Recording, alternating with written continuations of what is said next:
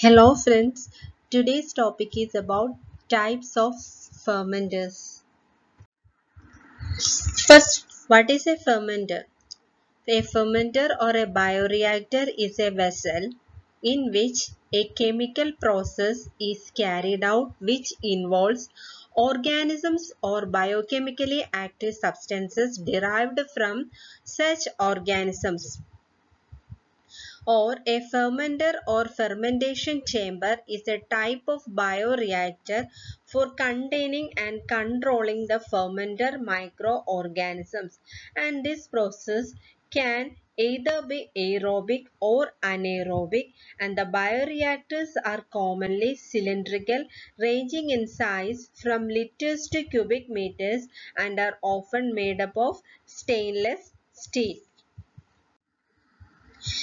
This is a diagram of a typical bioreactor or fermenter. Now, the classification of the fermenters based on their design. First one is the continuous stirred tank fermenter. It is an upright cylindrical vessel and both the ends of the vessel are closed with hemispherical basins. A stirrer is fitted inside the vessel in a horizontal position. The stirrer properly mixes the air and nutrients. At the lateral side, there is an opening through which the culture medium is pumped. Outlet at the base for harvesting. The vessel covered with a water jacket which has two openings. Next, the advantages are, first one is they have continuous operation, good temperature control, simplicity of construction, low operating cost, easy to clean, efficient gas transfer to growing cells, efficient mixing of components and flexible operating conditions. Second one is the airlift fermenters. Medium of the vessel is divided into two interconnected zones and they are of two types, internal loop airlift bioreactor and external loop bioreactor. Advantages are simple design with no moving parts, easier sterilization, low energy requirement, greater heat removal and very low cost. Third one is the tower fermenter. They are non-mechanically agitated, consist of long tube with closed ends. Height and diameter is in 6:1 or 10:1 ratio. Water jacket around the vessel to regulate temperature inside. Types: bubble column, vertical tower and multi-stage fermenter. Bubble column consists of glass or metal tubes into which air is introduced at the base. They are mainly used in citric acid and tetracycline production. Fourth one is the fluidized bed fermenter. Gas or liquid is passed through solid granular material at high velocities to suspend the solid and cause it to behave as a fluid, and this is also known as fluidization. Advantages: uniform particle mixing, uniform temperature gradient maintenance, ability to operate in continuous state. The disadvantages are increased reactor vessel size, more pumping power, and thus high energy costs are needed and erosion of the internal components. Fifth one is the packed bed fermenter, a bed of solid particles with biocatalyst packed in a column constitute the packed bed bioreactor, and the solids used are porous or non-porous gels. Nutrient broth flows continuously over the biocatalyst. The products are released into the fluid and removed. Flow of fluid can be either upward or downward, and the downward flow under gravity is preferred. Sixth one is the photobioreactor. The bioreactor that utilizes the light source to cultivate the phototrophic microorganisms are known as the photobioreactor, and these organisms use photosynthesis to generate their biomass, and here specific conditions are provided for each species to grow.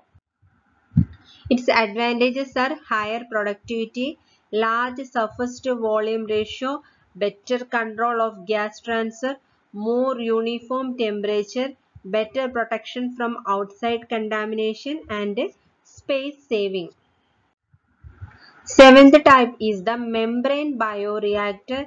Enzymes and substrates are introduced on one side through the membrane pump, and the product is forced out through the membrane while the membrane hold back the enzymes, and the membrane is mainly made up of polysulfonate, polyamide and cellulose acetate, and they are mainly used in alcoholic fermentation, organic acid fermentation and wastewater treatment. The advantages are loss of enzyme is reduced, substrate and enzymes can also be easily replaced.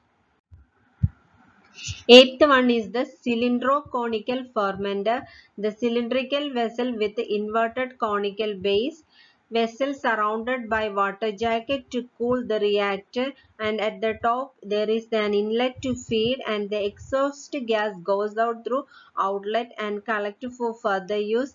They are mainly used in the beer manufacture. And the advantages are, one significant advantage is that a conical is an unit tank, which means that you can perform the primary fermentation as well as the aging or storage in the same vessel, and ability to remove yeast and sediment from the beer easily at any point in the fermentation, and many conicals are made up of stainless steel, which makes them easy to clean and maintain. Ninth, hollow fiber fermenter.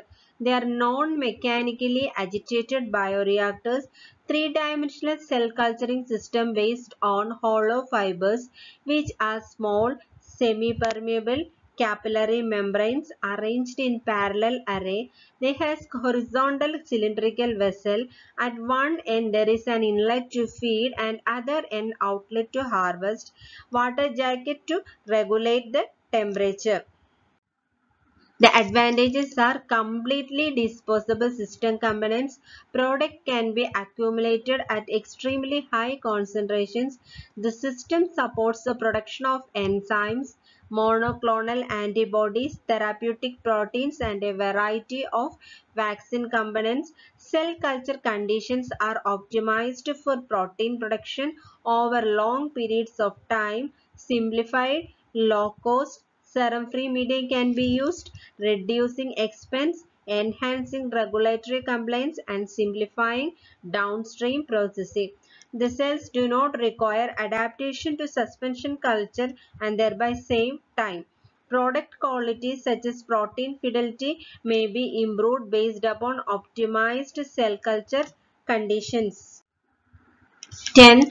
Cyclone column fermenter. They are the cylindrical vessel with a conical base, nutrients and culture through conical base and outlet at its base, and used in the culture of filamentous microbes. So the cyclone column fermenters are cylindrical vessels with a conical base, and the nutrients and culture are introduced through their conical base, and there is an outlet at the base and mainly used in the culture of filamentous microbes. Advantages are, the culture is circulated around a closed loop to effect aeration, mixing and homogeneous cultivation of the cells instead of by agitation and stirring in a tank and in most conventional fermenters.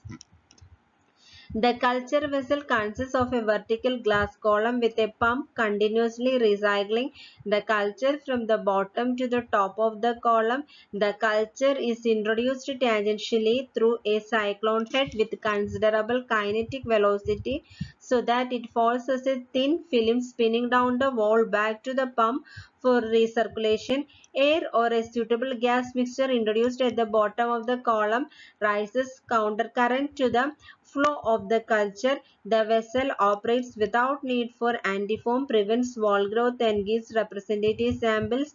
It is simple to use, reliable in operation and suitable for cultivating aerobic or anaerobic non-pathogenic microorganisms. That's all about the types of fermenters. Thank you.